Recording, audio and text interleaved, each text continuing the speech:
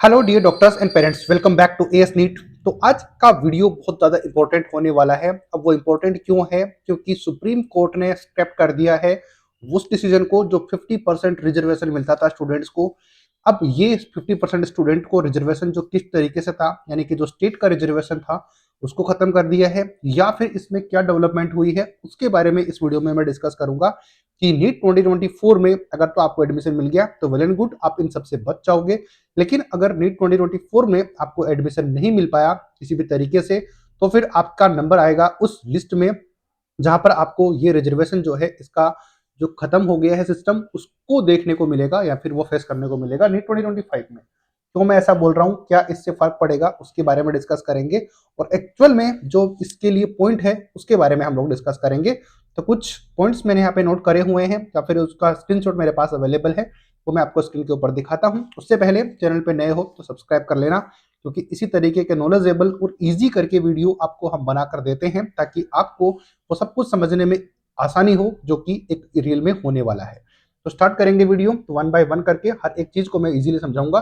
तो आप उसको ध्यान से देखना और अच्छे से समझने की कोशिश करना कि क्या रियली में जो स्टेट कोटा है वो खत्म हो गया है या फिर बात कुछ और है। उसके ऊपर चलो डिस्कस कर लेते हैं वन बाय वन। यहाँ पर स्क्रीन के ऊपर मैंने दिखाया हुआ है आपको उस चीज के बारे में जो कि आपको देखने को मिल रही है, यानी कि डोमिसाइल, यानी कि डोमिसाइल कोटा स्क्रैप, यानी कि क्या आपका स्टेट कोटा खत्म हो जाएगा इसके ऊपर, उसकी बात करते हैं। तो Supreme Court order the NEET merit based admission of for PG medical courses के लिए ये जो डिसीजन आया था उसके बारे में हम लोग इस वीडियो में बात कर रहे होंगे कि क्या डिसीजन है और इसके बारे में क्या कुछ हुआ है। अब इसको एक बार पढ़ने के बाद में मैं आपको सिंपल वर्ड में बताऊंगा कि इसका एक्चुअल में मीनिंग क्या है और क्या ये कहना चाहते हैं। क्या चलते हैं नेक्स्ट स्लाइड के ऊपर। तो यहाँ पर आप देखोगे तो यहाँ पर लिखा हुआ है NEET PG admission 2024 in landmark ruling on January 29 the supreme Court of India declared the domicile based reservation for the PG medical courses unconstitutional and stating that such practical violent article 14, यानी कि ध्यान रखना कि ये article 14 का violence होता है। इसमें क्यों ये चीजें हैं एक बार मैं आपको स्क्रीन के ऊपर दिखा रहा हूँ,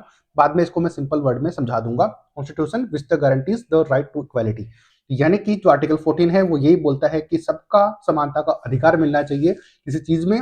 अब ये क्यों ऐसा बोला जा रहा है वो हर एक स्लाइड में आपको इस चीज का देखने को मिलेगा, क्योंकि नीट यूजी तक तो ये गवर्नमेंट यानी कि सुप्रीम कोर्ट मान रहे हैं कि हम लोग नीट यूजी तक तो मान सकते हैं कि आपका ये डोमिसाइल जो है ये चीजें चल सकती हैं। लेकिन पीजी के लिए जो कि एक पोस्ट ग्रेजुएट कोर्स है बहुत ही हाई लेवल का, तो वहां पर आपको जो चीजें हैं वो राइट टू इक्वलिटी पे होनी चाहिए, ऐसा उनका मानना है। तो ये उन्होंने दिया है। तो थ्री जजमेंट जो श्री तीन जज की जो बेंच थी उन्होंने ये सब किया था। जज के नाम आप यहाँ पर चेक कर सकते हो।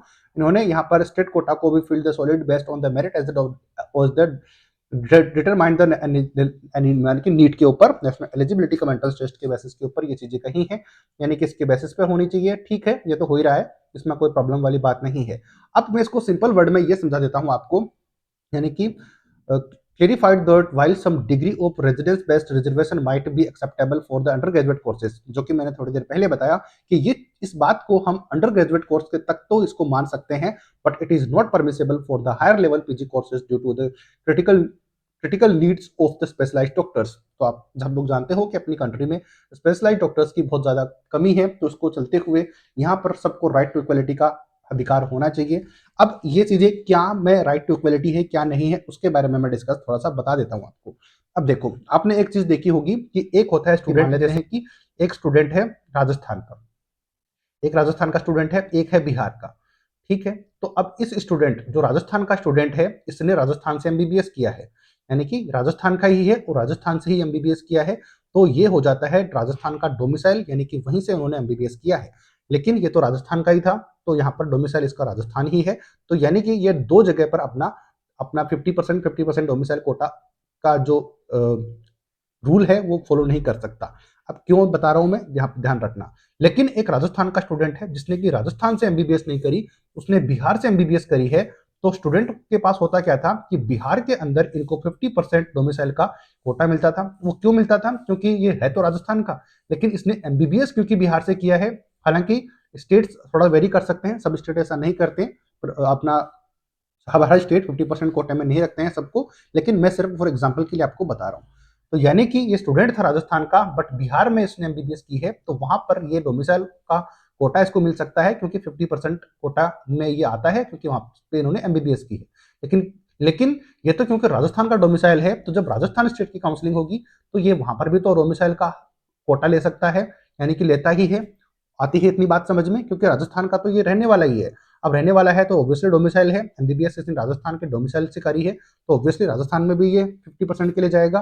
तो यानी कि स्टूडेंट को ये फायदा हो जाता है कि ये राजस्थान का भी डोमिसाइल है, तो राजस्थान का भी फायदा उठा रहा है, और ये बिहार स्टेट में क्योंकि एमबीबीएस करी है तो वहां से भी फायदा उठा रहा है। तो ये दोनों चीजें नहीं हो सकती, यानी कि स्टूडेंट हो सकता है किसी ने, अब जैसे राजस्थान का स्टूडेंट है जिसने राजस्थान से एमबीबीएस करी, ये तो एक ही स्टेट का 50% कोटा ले रहा है ना, बाकी दूसरे स्टेट का तो वो ले नहीं पा रहा क्योंकि वहां से उसने एमबीबीएस नहीं करी, उन्हें राजस्थान से ही करी है। तो एक स्टूडेंट जो कि ऑल इंडिया कोटे का एक फायदा उठा रहा है, फर्स्ट तो एक तो ऑल इंडिया कोटे का फायदा उठा रहा है, ये आपको समझ में आती है, एक तो ऑल इंडिया कोटे का, दूसरा है स्टेट कोटा जो कि डोमिसाइल है खुद, और तीसरा उस स्टेट का जहां से उसने एमबीबीएस की है।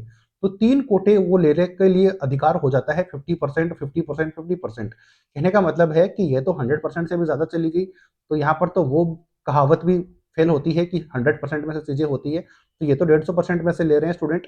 तो इसको उन्होंने खत्म किया है कि जहां से एमबीबीएस उन्होंने किया है उसको माना जाए, या फिर जिस स्टेट के वो डोमिसाइल है वो माना जाए, तो एक ही जगह का ले सकते हैं। तो उसको खत्म किया है कि स्टेट लेवल पे ऐसा कोई कुछ भी नहीं होना चाहिए, यानी कि ऐसा नहीं होना चाहिए कि जहां से उन्होंने अगर किसी स्टेट में एमबीबीएस किया है तो वहां का 50% उसको मान सकते हैं, लेकिन फिर जो जिस डोमिसाइल स्टेट से है वो नहीं माना जाएगा।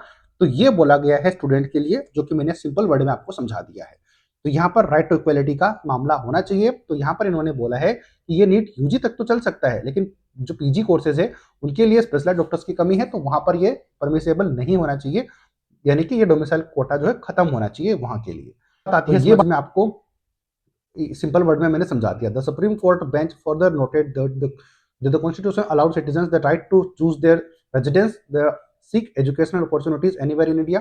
जैसे कि आप सब लोग जानते हो कि कोई इंडिया का सिटीजन है तो वो हर जगह पे रहने के लिए फ्री है और एजुकेशन लेने के लिए फ्री है, तो ये यहाँ पर भी होना चाहिए। The supreme court ruling steam the appeals against the Punjab and Haryana high court, यहाँ पर ये सब कुछ हुआ था, तो यहाँ पर इन्होंने इसको इम्प्लीमेंट करने की कोशिश कर रहे हैं, ऐसा आपको देखने को मिला। तो व्हाट डिड से इन इट्स रूलिंग, तो उन्होंने अपनी रूलिंग में कहा क्या, we are all domicile in the territory of India, तो हम सब भारत में ही रहते हैं। We are all residents of India, यहाँ पर हम भारत में रहते हैं, यानी कि over common bond as citizen and residence on the one country gives us the right not only to choose the residence anywhere in India, but also they give us the right to carry on trade and the business and the personal anywhere in India, professional individual. यहाँ पर आप check कर सकते हो कि ये इन्होंने कहा है कि ये चीजें सब इक्वेलिटी के साथ होनी चाहिए। अब किस चीज की इक्वेलिटी की बात कर रहे हैं वो मैंने आपको बड़े समझाने की थोड़ी देर पहले कोशिश की है। तो benefit of the reservation in educational institution including the medical courses for those who are residents in the particular state can be given to the certain degree only in MBBS courses. तो ये जो है यहाँ पर MBBS course तक तो आपको दी जा सकती है, but considering the importance of the specialised doctors in PG courses, reservation in the higher level on the basis of the residence who have violating the article 14, तो रेजिडेंस बेसिस के ऊपर वो ले रहे हैं, क्योंकि जैसे कि मैंने एग्जांपल दिया कि है राजस्थान का बट बिहार में जाकर एमबीबीएस कर रहे हैं, तो वहां का 50% के लिए कोटे के लिए वो एलिजिबल है, लेकिन क्योंकि वो राजस्थान के हैं तो राजस्थान के अंदर वो 50% कोटा डिजर्व नहीं करते हैं, ये यहाँ पर बोला गया है। तो ये वॉयलेशन है आर्टिकल 14 की, जो कि है justice added the reasoning to the judgment के अंदर उन्होंने ये रीजनिंग करी है, और ये रीजनिंग आपको भी एक लग रही होगी कि हाँ ऐसा होना चाहिए, ये चीज हो सकती है। यहाँ पर आप चेक करो कि ये जो है अब किस स्टूडेंट को इसका लॉस होगा, किसको फायदा होगा। तो जो 2024 में एमबीबीएस पीजी में कोर्स एडमिशन ले चुके हैं, तो वहां पर उनको कोई भी प्रॉब्लम नहीं आने वाली है। Ruling affect current student under domicile quota, तो यहाँ पर देखो the supreme court decision will not retroactively affecting existing domicile, तो यहाँ पर अभी जो चल रहा है इसमें आपको इफेक्ट नहीं करेगा, बट डेफिनेटली 2025 में इसको इफेक्ट करने वाला है। तो ये बात आपको समझनी चीजें जो समझाना चाह रहा हूं मैं वो आपके सामने है। Domicile based reservation in post graduation medical courses refers to the particular and guaranteed admission to the students based on their state residency। तो ये आपको मैंने बड़े सिंपल वर्ड में समझा दिया है। अब मैं आपको ये दिखा रहा हूँ कि क्या है और क्या चीजें हो रही है। Reservation only permissible in the MBBS course supreme court, तो ये मैं आपको ऑलरेडी बता ही चुका हूँ कि एमबीबीएस कोर्स तक तो हम मान सकते हैं कि यहाँ पर चल सकता है, बट पीजी कोर्सेज में ऐसा बहुत मुश्किल होता है। तो ये बात आपको समझ में आ गई कि क्या जो है सुप्रीम कोर्ट ने खत्म किया है। 2025 में क्या प्रॉब्लम आपके सामने आ सकती है, ये चीजें मैंने आपको समझाने की कोशिश की है कि क्या रिजर्वेशन खत्म कर दिया गया है। तो ऐसा बिल्कुल भी नहीं है कि आपका स्टेट कोटा खत्म हो गया है, ऐसा बिल्कुल भी नहीं है। लेकिन जहां से आपने एमबीबीएस किया है वो आपको 50% कोटा मिलेगा। लेकिन क्योंकि स्टूडेंट 50% कोटा उस स्टेट में ले चुका है जहां पर उसने एमबीबीएस करी है, तो वो उस स्टेट में यहाँ से वो खुद है, यानी कि जो खुद का डोमिसाइल है, एमबीबीएस का नहीं, जिसने जहां से उसने एमबीबीएस करी है उस डोमिसाइल को नहीं ले सकते। ये ध्यान रखना, क्योंकि वो उस स्टेट कोटा से हैं वो, यानी कि खुद स्टेट से हैं, बट एमबीबीएस वहां से नहीं किया, क्योंकि दूसरे स्टेट में उन्होंने 50% कोटा ले लिया है, तो फिर अब वहां के लिए एलिजिबल वो नहीं होंगे। तो इसको खत्म किया जा रहा है, ना कि ऑल इंडिया कोटे की काउंसलिंग को खत्म करेंगे। ऑल इंडिया कोटे की तो बात नहीं हुई, यानी कि ऑल इंडिया कोटे में 50% सीटें भरी जाएंगी, प्लस जो स्टेट हैं वहां की भी 50% सीटें भरी जाएंगी, यानी कि काउंसलिंग में उतना चेंजेस नहीं आएगा। लेकिन ये जो डोमिसाइल वाला सिस्टम है ये खत्म करने की बात हो रही है। तो आई थिंक अभी मैंने आपको ये पॉइंट बहुत अच्छी तरीके से क्लियर कर दिया है कि क्या इस पॉइंट के बारे में इंफॉर्मेशन है, या फिर जो 50% जो रिजर्वेशन है उसको खत्म करने की बात किस बेसिस के ऊपर बोली जा रही है। यहाँ तक और बाकी किसी को समझ में नहीं आया है तो मैं स्क्रीन के ऊपर वो लगा ही दिया था, अभी आपने देखा ही थोड़ी देर पहले कि क्या सुप्रीम कोर्ट बोल रही है और किस लिए बोल रही है। ये आपको मैंने थोड़ी देर पहले दिखा दिया, तो उसमें आप खुद पढ़ सकते हो इजीली, एक एक स्टेप्स को, एक एक पॉइंट को आप पढ़ सकते हो, ताकि आपको और क्लियरिटी आ जाए। अगर हो सकता है मुझसे कुछ बताने में प्रॉब्लम हुई हो तो भी आप कमेंट करके बता सकते हो, बट बताने में प्रॉब्लम हुई हो ना हुई हो उससे ज़्यादा मैटर करता है कि मैं आपको स्क्रीन के ऊपर दिखाई देता हूँ, ताकि अगर मुझसे मिस्टेक होती है तो आप खुद से उसको क्रॉस चेक कर पाओ।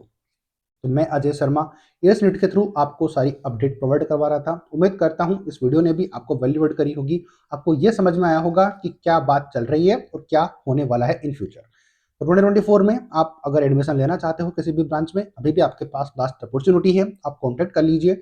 नंबर स्क्रीन के ऊपर डिस्क्रिप्शन बॉक्स में मिल जाएगा, तो हम आपकी अच्छी तरीके से हेल्प कर देंगे।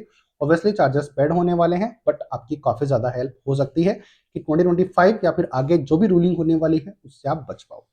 मिलेंगे नए अपडेट नई वीडियो के साथ, तब तक जय हिंद जय भारत।